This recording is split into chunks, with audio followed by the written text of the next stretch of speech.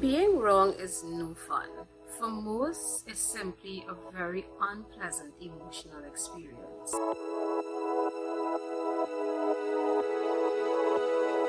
Most people are able to recognize that they were wrong, admit that they were wrong, feel bad, get over it, and move on. Some people, on the other hand, refuse to admit that they were wrong, even in the face of overwhelming evidence. Repeated inability to admit wrong, even when it is obvious, is related to ego.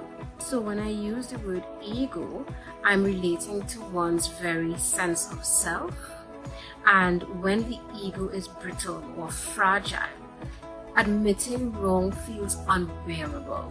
Admitting to mistakes feels like a threat, and a threat that is intolerable. Now, because having to accept the reality that you're wrong or that you've made a mistake is so psychologically shattering, your defense mechanisms kick into gear to try to protect you from feeling the psychological effects of making that mistake or of being wrong.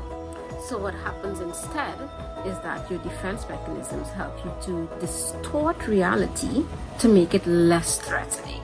So essentially, the defense mechanisms change the facts in their mind so that they are no longer wrong.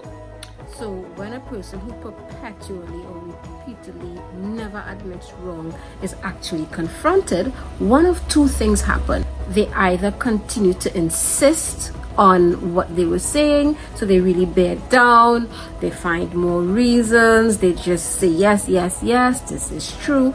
Or two, they may actually resort to attacking whoever tries to argue with them.